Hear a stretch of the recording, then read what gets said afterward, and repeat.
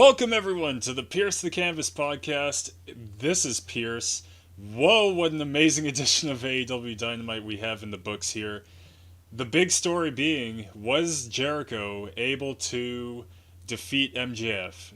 He went through such an incredible amount of damage getting to this point, right? Starting off with Sean Spears and then going through an insane bloodbath, the biggest bloodbath I've ever seen on TV in my entire life against Nick Gage. Juventud Guerrera going back to the WCW days, and then of course we had Wardlow who powerbombed the guy. What was it, like 12 or 15 times? Just the insane amount of stuff this guy went through. So we'll get into it all. I'll let you know if Jericho is actually able to pass the five labors and come out victorious here. But that wasn't the only big marquee match that we had here, or even marquee segment. We also had Young Bucks versus Jurassic Express for the AEW Tag Team Championships. We had Penelope Ford versus Thunder Rosa.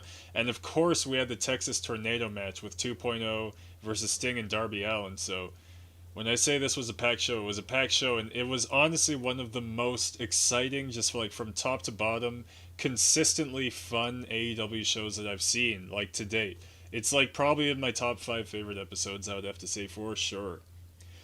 And begin with the show here, we have a lot to get into. So I think this was an unannounced segment. I don't think this was announced before the show started, but We Hear from John Moxley and Eddie Kingston was the first segment. So they're doing their entrance, looking all badass and shit, and they're attacked by 2.0 and Daniel Garcia with a lead pipe. They were taken out.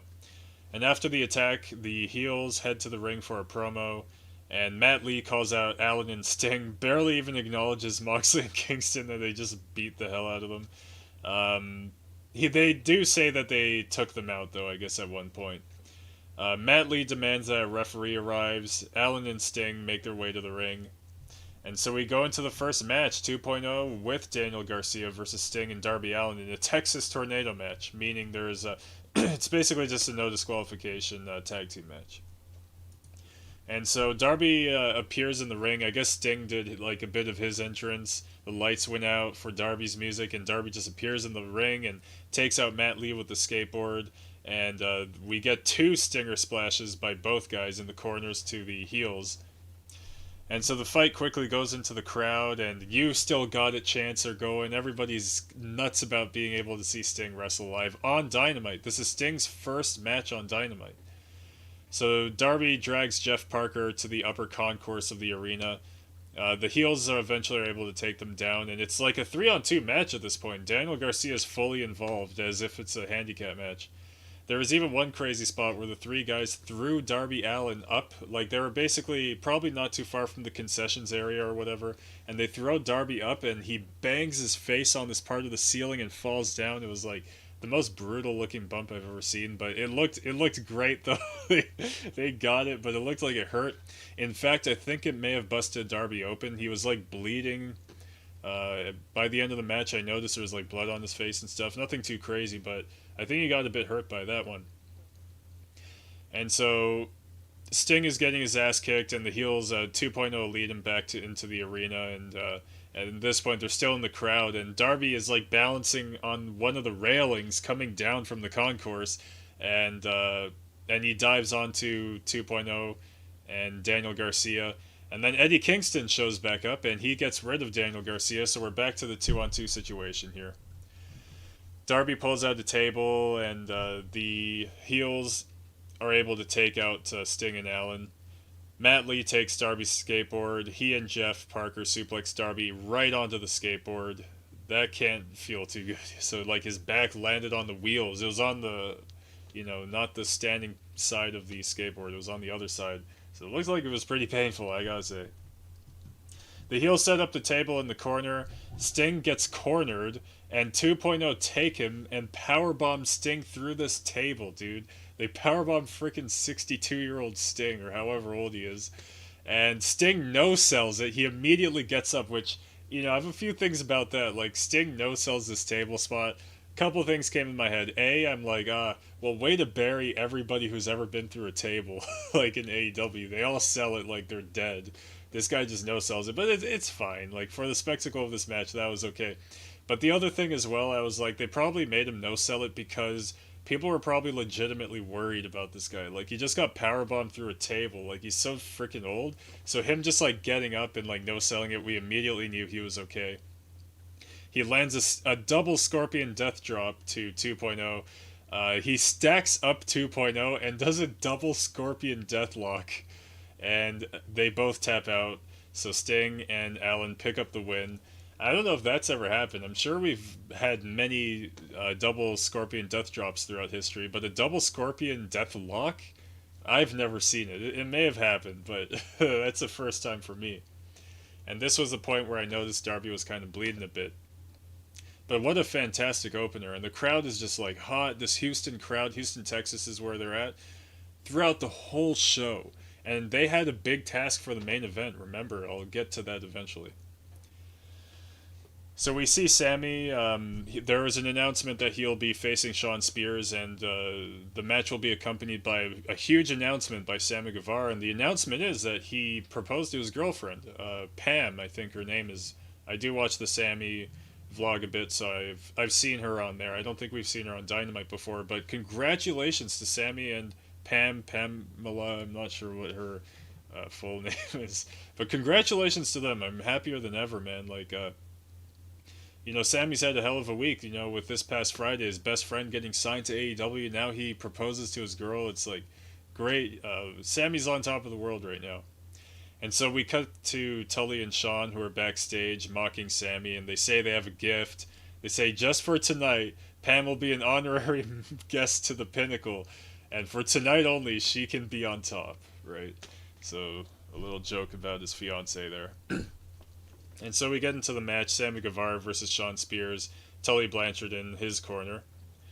So Spears attacks mid-entrance. Sammy was sort of able to see it coming, though, and gets the upper hand. Gets Shawn Spears to the ringside area and does this insane dive where like he launches himself like a million miles an hour. Only Sammy and Darby Allin can do these types of things, just launching themselves like crazy. Sammy even takes a crazy bump into the steps at one point. Shawn does a stuffed pile driver assisted by Tully Blanchard, and the bell actually rings after that because they never actually got into the ring. So the heels attempt another pile driver. Aubrey actually ejects Tully Blanchard this time. Tully's all pissed off and he like whips Aubrey Edwards with his coat. I guess that's Aubrey's first ref bump ever. Sammy comes back with an enziguri, attempts a signature, one of his signature dives, but I think it was dodged by Shawn Spears. And coming back from commercial, the barricade is set between the barricade and the ring, so there's like an actual barricade fence set up there. And at one point, it looked like both of them, both Shawn Spears and Sammy Guevara, it looked like they both leaped onto the top rope to attempt a Spanish fly onto each other.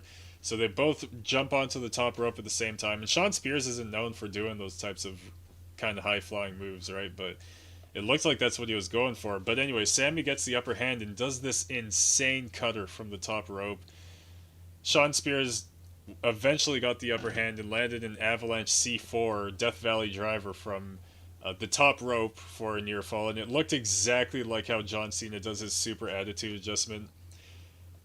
And hey, that's not the only attitude adjustment we saw in this match. So Shawn drags Sammy by the barricade that's in between the ring and the set barricade and attempts another C4, but Sammy's able to escape, lands a super kick, and Sammy literally just does an attitude adjustment to Shawn Spears onto the barricade. I don't know what else you would refer to that as. It was pretty much just John Cena's finisher. Had him in fireman's carry, just threw him over. He drags Shawn back into the ring and lands a 630 senton for a near fall. And the 630 senton is like one of the most impressive dives in wrestling. It's like really cool stuff. So at this point, Sammy is frustrated. We all thought the match was going to end with the 630. So he exposes his knee and takes Shawn, just starts kneeing him in the face. I think he landed 3 on him and landed a GTH for the win. And this is also where I noticed Sammy was busted open, except I'm not sure where exactly. Part of me is a little worried because it looked like blood was streaking down his thighs. So it looked like he might have cut himself somewhere, not preferable. Some of the blood was on his face too, but I don't know. It was all over the place. I don't know what happened to the poor guy, but anyway, picked up a win here against Sean Spears. Great match. It was like literally Sean Spears' best match ever, like I've ever seen, and that's not saying a whole lot. um, and I mean one on one, like the blood and guts match was great too, but this was the absolute best I've seen. One on one with Sean Spears, and after the match, Sammy went over to his fiancee and embraced. So Tony Schiavone, who had a lot of work to do today, he's with the new Impact champion Christian Cage. Don Callis is quick to interrupt and says that he's actually the first one to put Christian Cage on national TV. I think he said like in Winnipeg, and congratulates Christian for the title win. Don says he'll take the one-winged angel. Christian will, but he'll get to have that 5-star match he always wanted. Don says he's on top of the wrestling world and says Christian's where he is. Christian said he's in Kenny's head. He took the Impact Championship away from him and says that Kenny knows he'll also take the AEW title as well. Says Don isn't the smartest guy in the room. He's a carny piece of shit. And walks away. Don Callis demands that Tony Schiavone says nothing. So we see coverage of Dante Martin's amazing performance from last week. He says he never thought he would actually be able to take Kenny Omega to his limit, but he did. Says next time he'll know what to do to get the win. He's going to rise up the ranks and will make sure everyone knows him. And so we have the return of Dan Lambert, the MMA dude who just roasts AEW pretty much. So he shows up, and he shows up with like actual UFC fighters for backup, including Junior Dos Santos, which is like a relatively popular UFC star. So he showed up, and he was in the ring there backing up Dan Lambert. He didn't get a word in though. You wouldn't be able to with Dan Lambert there. So Dan Lambert, I don't know, he was like spinning a yarn. I didn't even pay attention to everything he said. He said something about the state of politics, like the freedom of speech and all this stuff. Um, he introduces his backup, Junior Dos Santos, and the other UFC fighters who I'm unfortunately not familiar with. Dan says that AEW is not the answer to our wrestling prayers, and an AEW chant ensues. He says that the roster is full of sellout wannabe tough guys, calls a lady in the crowd fat, says the fans are there because the only other option is sitting in our mom's basements playing Dungeons and Dragons and looking up creepy shit on the dark web. That was pretty good. And out comes Lance Archer. He got pretty pissed off. So Scorpio Sky and Ethan Page attack Lance when he's on his way out. So we haven't seen them in a while. I don't think we've seen Ethan Page since he got buried, almost literally, by Darby Allin in the coffin match. And yeah, they pretty much just take out Lance Archer, and Lambert and his boys are just standing, watching, laughing at Lance getting attacked. And so next we see Chris Jericho backstage, and he talks about how over the last 4 weeks he endured the labors of Jericho. Talks about the death match and the insane amount of power bombs he took last week. Says he gets the ultimate prize. The blood loss was worth it. He gets a one-on-one match with MJF. Says that although he doesn't have Judas, he has the upper hand over MJF, the momentum over MJF. Says the crowd will sing him to the ring, so he pretty much like tells the crowd here, hey, get ready, you're going to be singing me to the ring. Jericho says MJF isn't as good as he thinks he is. Says he'll kick his bitchy ass, he'll beat him up tonight. The 5 labors of Jericho end tonight. Jericho up, my jerk-off friend down, is how he closed the promo. And so next up is one of the bigger matches on the card here. We have Jurassic Express versus the Young Bucks for the AEW World Tag Team Championship. And so match starts, and Nick Jackson's spending a lot of time like showboating and just doing whatever. And he actually does like one impressive like flip. He just does like a flip to the ringside. Jungle Boy had enough of it. Takes out Nick Jackson with a dive. Luchasaurus lands a pretty cool sit-out slam to Matt for a 2 count. Lays Matt out, tags in Jungle Boy. He dives from the top onto Matt. We get a Rana off the apron by Jungle Boy to Nick Jackson. Matt gets a Luchasaurus ringside, lands a diving crossbody from the top, and that brings us to picture in picture. And back from the commercial, Jungle Boy got a hot tag to Luchasaurus, who's able to take out the Young Bucks. Luchasaurus gets Nick up top, tags in Jungle Boy, who lands a superplex off Luchasaurus's back. That was pretty awesome. So Brandon Cutler's trying to distract at one point. Luchasaurus throws Nick Jackson at Cutler, knocking him down. Able to land his signature kicks to both guys and double choke slam. Jurassic Express lands their assisted neckbreaker and tope combination for a near fall. Young Bucks eventually gain momentum, land a double super kick to both guys. They go for an Undertaker on both guys, land it for a near fall. Marco Stunt's cheering Jungle Boy on at one point. He's like almost in the ring how hard he's cheering on Jungle Boy. Kenny comes out with a chair, strikes Marco, hands the chair to the Young Bucks who set it down. Christian actually comes out and spears Kenny Omega, so gets rid of him. Jungle Boy manages to steal a suplex to Matt onto the chair for a near fall. Jurassic Express hit their signature, one of their signature moves for a near fall as well. I forgot which one exactly. And at this point, like the entire Elite are distracting the match. Luchasaurus is able to land a moonsault onto the Good Brothers in Nakazawa. Jungle Boy rolls up Matt. Nick breaks it. They quickly get in position for a BTE trigger and land it for the win. So there is a lot of hope spots here for Jungle Boy. The crowd was absolutely on fire for them. They were just so close, right? The Elite kept interfering. They couldn't get the job done. But I do believe they get another chance coming up. So Gallows has Christian Cage, carries him to the ring. The Elite are just killing Jurassic Express at this point. Kenny's even killing Christian Cage. Don Callis, even at one point, gets a stomp on Christian. Kenny picks up Christian for a one-winged angel. Don counts to 3 for the pin. And next up, we have another Tony Schiavone segment. He's with Britt Baker, Jamie Hayter, and Rebel. Baker says she brought Jamie Hayter for backup to protect herself from Red Velvet and Chris Statlander. Hayter takes the mic, and she has a British accent. I didn't know that. She says she's happy to protect Britt Baker as they go way back. Says that she and Red Velvet will pick up where they left off. I don't know where that is. I don't know when she and Red Velvet ever had a problem, but I suppose it's happened at some point. And she actually challenges her for a match for next week's Dynamite. I don't believe it's on Rampage. Yeah, there's a different match for Rampage. Yeah, so next week on Dynamite, we're going to get Jamie Hayter's return match against Red Velvet. So Britt takes the mic and claims that, yes, indeed, Red looks nice on her. Says, but you know what? Gold will never look nice on Red Velvet. So yeah, that will be the match next week. We see Matt Hardy, and he says that best friends are accusing him of bullying Wheeler Yuta. He denies it. Says he's an equal opportunity ass kicker. He'll beat up all the best friends if they don't keep out of his business.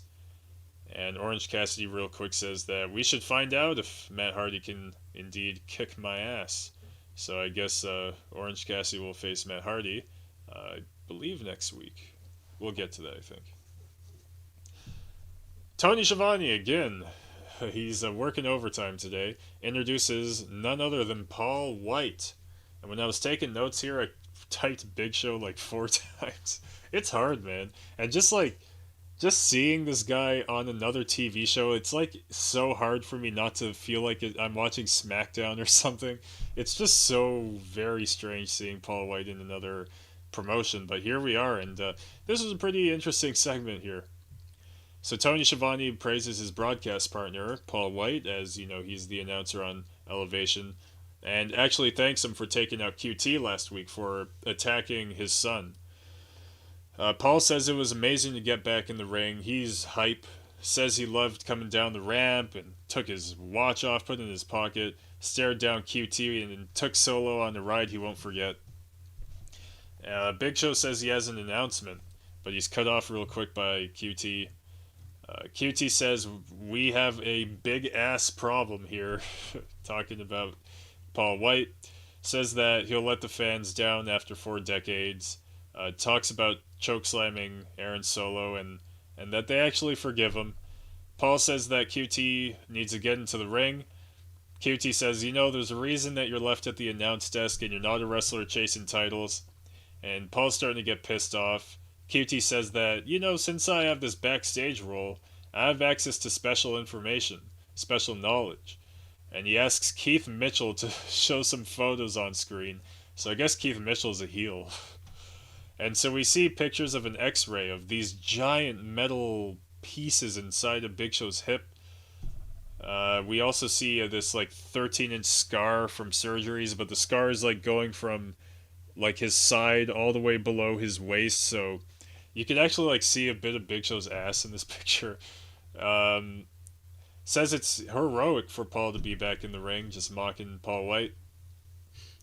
Paul asks if QT thought it was a good idea to be like showing off these X-rays and showing off these scars, and says that he's not embarrassed and says that QT doesn't even know anything. He clues him in and says he talked to Tony Khan and there will be a match at All Out. Paul White versus QT Marshall. Who knows how that's gonna be? Uh, I think I even may have, maybe not, but I feel like I heard fans booing at that point, but I don't. It wasn't overwhelming or anything. So we hear from Jade Cargill and Smart Mark Sterling. They praise Kiera Hogan, who was on, I think, Dark this past week.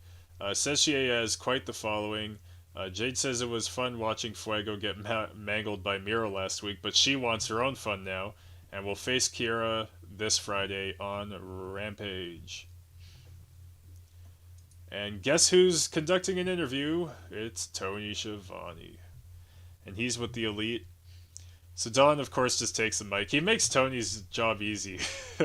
Don just takes the mic, says the Bucks are the greatest tag team. Oh, yeah. So he says the Bucks are the greatest tag team in the world. And then suddenly I'm hearing Justin Bieber chants. Like, Justin Bieber. I'm like, what is going on? And I'm hearing somebody yelling and screaming. And this promo is happening with Don Callis. And he's just still cutting his promo. And I hear somebody yelling, like, outside. I'm like, what is going on, dude? And nobody's acknowledging it here. Like, it's not supposed to be happening clearly. We eventually find out what it was. But anyway, unfortunately, because this was all happening, I got so distracted I barely even caught what was said. All I heard is that there's going to be a steel cage match with the Young Bucks. I assume that he said it's going to be against Jurassic Express. I hope so. Because I also heard that there's going to be like an eliminator tournament for the tag team belts or something like that. But either way, I think at All Out there's going to be a steel cage match. That bunch of noise we heard outside just totally threw me off. And to answer the question as to what that was, we immediately cut to the ring. And who's in the ring but Taz and his son Hook? So it was Taz. I guess what happened was the backstage interview was happening. Don Callis was cutting his promo. And I guess while that was happening, Taz and Hook were just walking to the ring. And the fans just started chanting Justin Bieber at Hook because he looks a bit like Justin Bieber. So that's what I was hearing. And then again, yeah, we cut to the ring and it's Taz. I don't know what he was yelling at the fans about during a segment. I laughed so hard when I saw it was Taz. It was like, oh, well, of course it was. So he introduces the FTW World Champion, Ricky Starks, and he makes his way down the ramp and says he is for the world and it will be like that for a long time. He calls out Brian Cage to talk mano y mano. And we cut backstage to see Hobbs is standing over the carcass of Brian Cage. And he's about to go down for the attack some more, but Cage is actually slowly able to get back to his feet. And he actually gets the upper hand in the fight. And Team Taz, Ricky Starks, Hook, and Taz just run to the back, and that's the last we saw. And now Tony is with the Lucha Bros before an Eliminator tournament match. So I think, again, yeah, there's going to be an Eliminator match for a title shot.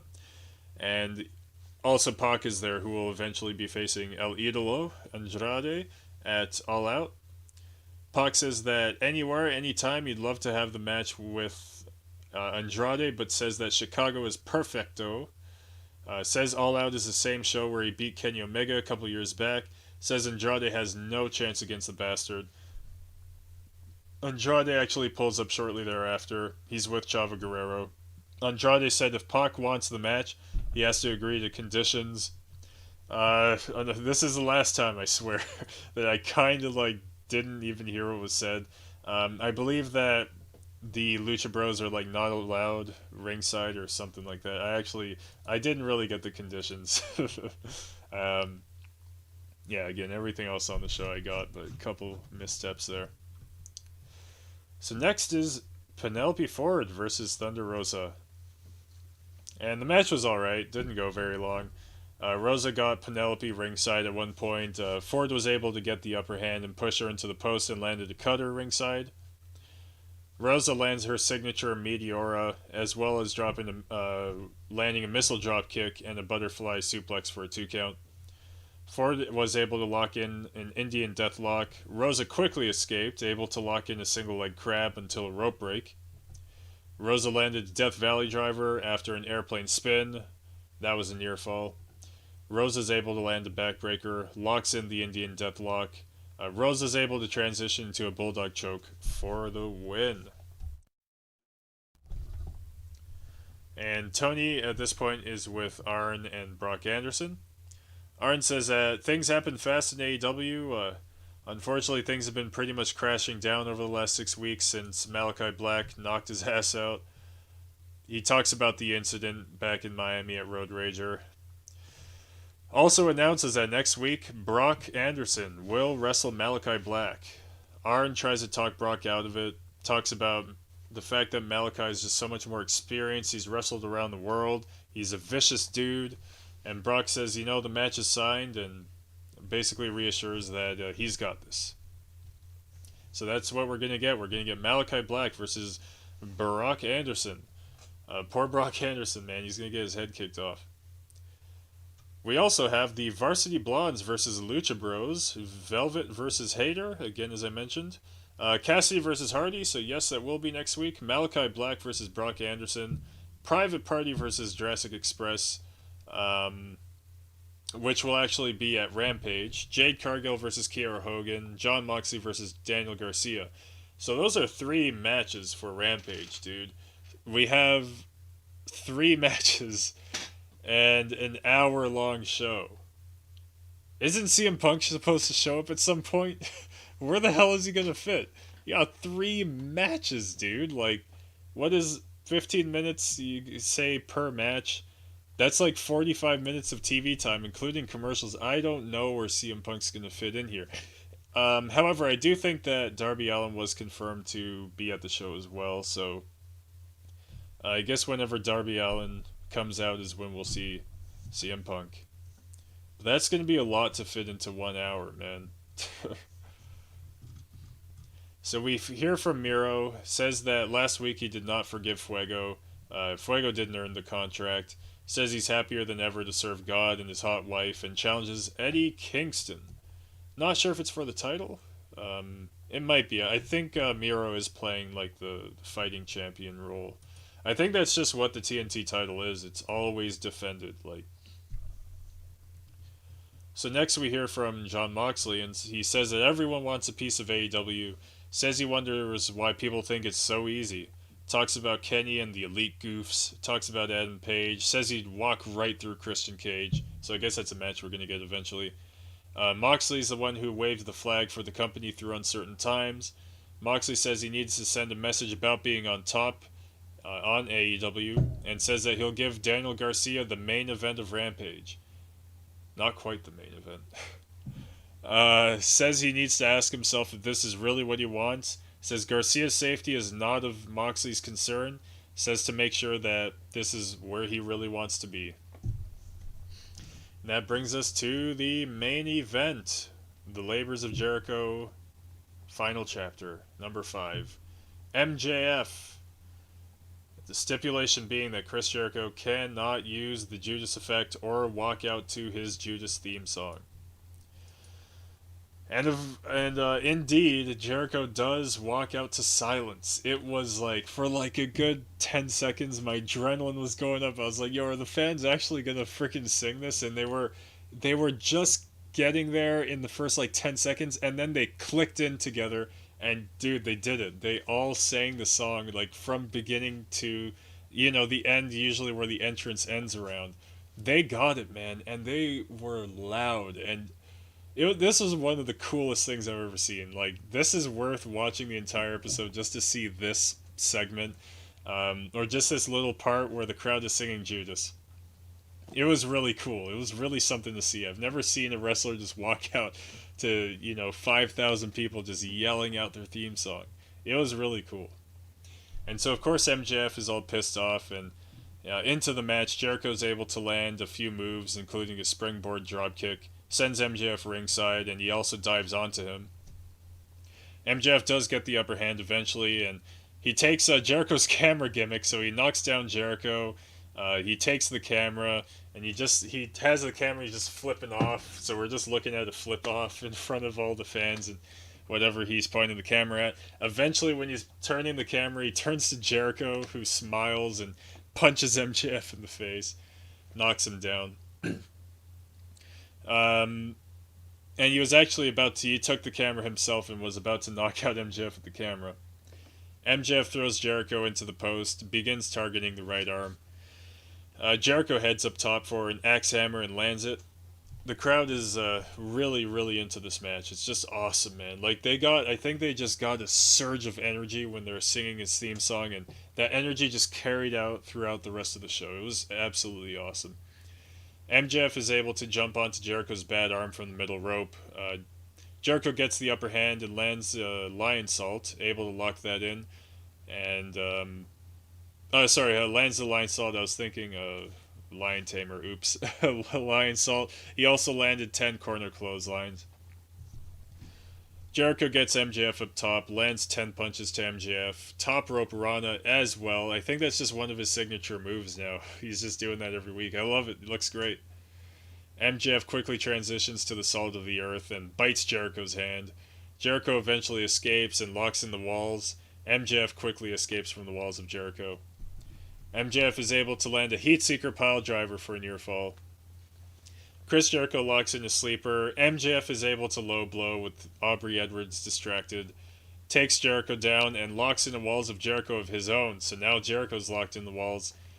After some serious struggle, Jericho's able to break, sneaks his bat, and MJF happens to be in the other corner sneaking his ring. But Aubrey was really easily able to catch MJF. Takes the ring away from MJF. Jericho is able to get a midsection strike with Floyd of the Bat. He's about to hit the Judas effect at this point too, but he catches himself. MJF actually got the upper hand and hit a Judas effect of his own, locked in the salt of the earth. We got a quick hope spot. Jericho rolls up MJF, but he's able to kick out. MJF locks in the salt of the earth. Jericho taps out. He taps out, dude. Jericho quit, man. I guess he had to, dude. This guy was about to rip his arm off, but holy shit. This guy went through so much, man. And now, for the third time, he's lost to MJF, so I don't know where you go from here, man. Like, it was a great match. It was awesome seeing, like, again, the entrance was absolutely amazing, but it's like, dude, we have a pay-per-view in 3 weeks. Like, these are two marquee, giant AEW stars that don't really have a match. I'm personally not too interested in seeing another MJF versus Chris Jericho match, so they just ended the feud here, and yeah, like I said, I'm not sure where you go from here, but they're both smart enough to figure it out. I hope Jericho's not going on like a Fozzy tour or something like that, and dude, just wait till like the second week of September, man. Yeah, so hopefully we get something solid for those two. I think it's about time MJF gets into the world title picture here. He's like the best in the company right now, record-wise, and, he's nowhere near that title, so yeah, we'll really see where this goes. I think this was a fantastic episode of Dynamite. I think it was just a solid episode, just really enjoyable throughout. I don't even think there was, like, a down period, per se. Like, unfortunately the Rosa Penelope Ford match wasn't absolutely fantastic or anything, but it was fine, man. It's always great to see Thunder Rosa wrestle. I'm really excited for any big matches that she's going to be involved in coming in the future. We will be back this Friday for AEW Rampage. It might be the biggest night in AEW history, so be sure to tune in. I am super freaking excited and a little nervous just because, like, there's still a 1% part of me that feels like CM Punk isn't going to show up. But I'm sure he will, and we'll be here to cover that.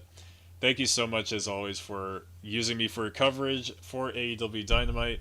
We'll be back in a couple days for Rampage. Till then, take care.